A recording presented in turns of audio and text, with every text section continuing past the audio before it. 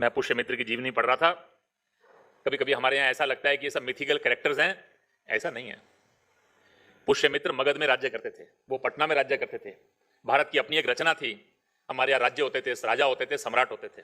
सम्राट अपने आप को देश की रक्षा करने वाला मानता था। तक्षशिला से कुछ लोग आकर उन्होंने बताया कि पूरे बॉर्डर के ऊपर बैक्ट्रियंस आ गए हैं।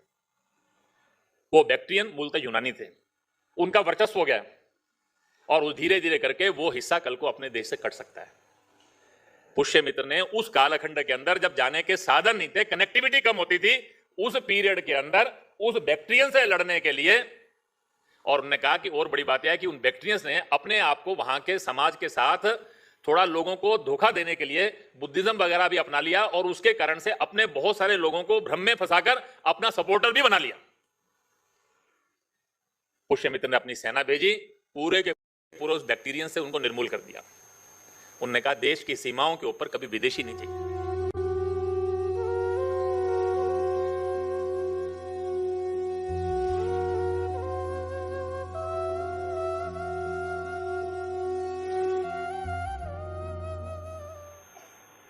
देश की सीमा के ऊपर देशभक्त समाज ही चाहिए। That was the perspective of Bharat before 2000 years. ये 2000 साल पहले की बात कर रहा हूं। आज रोहिंग्यास की चर्चा होती है, सबको मालूम है रोहिंग्यास कौन है, हाफिज सईद से लिंक क्या उनके, कितने उनके टेररिस्ट ऑर्गेनाइजेशन है। That is an issue of human right. अगर वो शरणार्थी थे तो बॉर्डर पे रहते ना। उन्होंने घुसपैठ की, 14,000 लोगों ने, उनका रजिस्ट्रेशन है UN commission of human rights के पास। लेकिन वो 14,000 कहां पर हैं? वो जम्मू में है, वो श्रीनगर में है, वो मेवात में है, वो हैदराबाद में है, वो केरल में है। उनको रास्ता किसने बताया? जम्मू का रूट किसने दिया? उनके आधार किसने बना दिए? उनको सारी सरकारी स्कीमों का लाभ कैसे मिल रहा है? यह ह्यूमन राइट का इशू है क्या? हमारे देश के अंदर अगर रोहिंग्या शरणार्थी था तो बॉर्डर पे रहता ना, वहां कैंप बनते हैं। दुनिया में शरणार्थियों के कैंप होते हैं, शिविर होते हैं, उनकी व्यवस्थाएं होती हैं। बांग्लादेश का इन्फिल्ट्रेशन, कितना बड़ा इन्फिल्ट्रेशन हो गया। मैं सारे देश की लगभग सब सीमाओं पर गया हूं, कोई सीमा ऐसी नहीं जिस पर मेरा जाना नहीं हुआ, और आखिरी कोने तक गया हूं। सारे देश की सीमाओं पर 4 बातें मुझे कॉमन मिली है। एक, सारे देश के बॉर्डर के ऊपर जनसंख्या का चरित्र बदल रहा है, changing demography at all the borders. मैं कोस्टल कर्नाटक और केरल के अंदर गया, मुझे पता लगा मालदीवियन जमीन खरीद रहे हैं। मुझे किसी ने बताया ये इतनी बड़ी जमीन मालदीव के अंदर, दुनिया में वो जो ग्लोबल वार्मिंग हो गई है, वाटर बढ़ रहा है, तो वहां एक चर्चा है कि मालदीव सबसे पहले डूबेगा। तो मालदीवियन भी जमीन खरीदने कहां आ रहे हैं? तो भारत ही आ रहे हैं। पूरे कोस्टल कर्नाटक के ऊपर बहुत बड़ी मात्रा में उन्होंने जमीनें खरीदी। सारे देश के अंदर बॉर्डर्स के ऊपर अराष्ट्रीय और अवैध गतिविधियां, एंटी नेशनल और illegal activities, smuggling, cow smuggling, drugs, small arms, सारे उस क्षेत्र के अंदर लगभग अपराधियों का वर्चस्व दिखाई देता है। एक कॉमन बात है, पूरे बॉर्डर्स के ऊपर विकास की उपेक्षा है। सीमा पर रहने वाला समाज, आप किसी बॉर्डर पे चले जाइए, म्यांमार बॉर्डर पर जाएंगे तो म्यांमार का मोबाइल चलेगा, जम्मू कश्मीर के बॉर्डर पर जाएंगे तो पाकिस्तान का मोबाइल चल जाएगा, आप नेपाल के बॉर्डर पर जाएंगे तो नेपाल का चल जाएगा, हमारा बंद हो जाएगा। ना सड़क, ना शिक्षा, ना स्वास्थ्य, ना रोजगार। और इसी कारण से उस सारे क्षेत्र के अंदर देशभक्त समाज का पलायन। जब ऑप्शन ही नहीं है तो पलायन वहां से। सारे बॉर्डर के ऊपर ये 4 बातें आपको कॉमन मिलेंगी, चेंजिंग डेमोग्राफी, सारे बॉर्डर के ऊपर एंटी नेशनल गतिविधियों का, इलीगल एक्टिविटीज का बढ़ना, विकास की उपेक्षा और देशभक्त समाज का पलायन। कभी कभी एक विषय की चर्चा करते हुए डरते हैं, बड़े बड़े लोग भी डरते हैं, जनसंख्या का चरित्र। डेमोग्राफी बदलती है तो राष्ट्रों के भाग्य बदलते हैं। 21वीं शताब्दी में दुनिया में 3 देश बने हैं नए, लेटेस्ट 3 न्यू कंट्रीज, जिसको यूएन के अंदर मान्यता मिली है।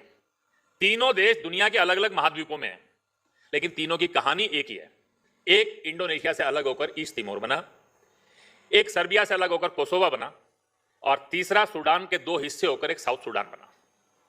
अरेबियन मेजोरिटी का मुस्लिम कंट्री सूडान, उसके 2 हिस्से हो गए। क्यों? क्योंकि सदर्न सूडान जो है 60 साल के अंदर कन्वर्जन बढ़ते बढ़ते that become a Christian majority area. Indonesia का एक हिस्सा ईस्ट तिमोर, उसमें 90% क्रिश्चियन हो गए, वो ईस्ट तिमोर अलग हो गया। अल्बानियन मूल के लोग कोसोवा के अंदर गए, वो लैंडलॉक एरिया, जो वहां पर केवल मात्र जो है वो कोयले की खदानों में काम करते जाने के लिए गए थे, 1880 के अंदर उनका ग्रोथ रेट वो सर्बियन मूल के लोग जो थे उनसे 3 गुना ज्यादा था।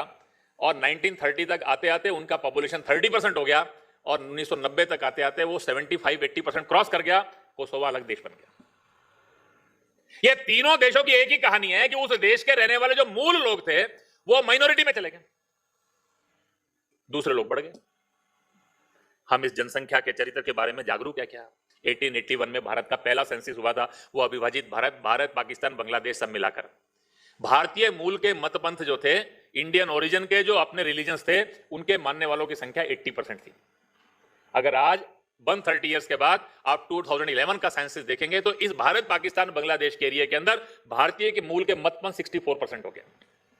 16% कम नहीं हुए। 20% लोगों ने 80% को 16% कम किया। आप केवल यह नहीं कह सकते कि 80 से 64 पर आए। वो 20% ने वो 80% को 64 पे लाया। वो उसका इंपॉर्टेंट बात है। देश की आजादी के समय 89% भारतीय मूल मतपंथ के लोग थे, 11% भारतीय मतपंथों के नहीं थे।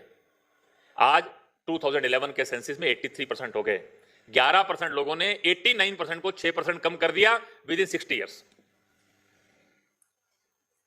जनसंख्या का चरित्र बदलता है तो राष्ट्रों के भाग्य बदलते हैं। पिछले 100 साल में दुनिया के जितने देश बने हैं, बिगड़े हैं, उनका केवल एक कारण है, उस देश का जनसंख्या का चरित्र बदल गया। देश की आजादी के बाद एक इंटीग्रेटेड नेशन के रूप में हम खड़े नहीं हो पाए। अंग्रेजों ने इस देश के अंदर बहुत सारे कॉन्ट्रडिक्शंस खड़े किए थे। आर्य बाहर से आए, आर्य द्रविड़, आदिवासी, मंगोलाइट्स, मूल निवासी, समाज की तरह तरह की आइडेंटिटीज, ये सब खड़ा करने का प्रयास किया गया था। 1947 में आजादी मिली थी, आवश्यकता थी उस आजादी के बाद देश में एक एकात्म राष्ट्र जीवन खड़ा होता, हमारी एक पहचान खड़ी होती। हजारों वर्षों तक वी वर वन। दुनिया के अंदर विविध मतपंथ, विविध भाषाएं, विविध खान पान, ये सब होते हुए भी एक बन के कैसे रहा जाता है, ये हमने दुनिया को सिखाया था। हजारों साल भारत का राष्ट्र जीवन अखंड था।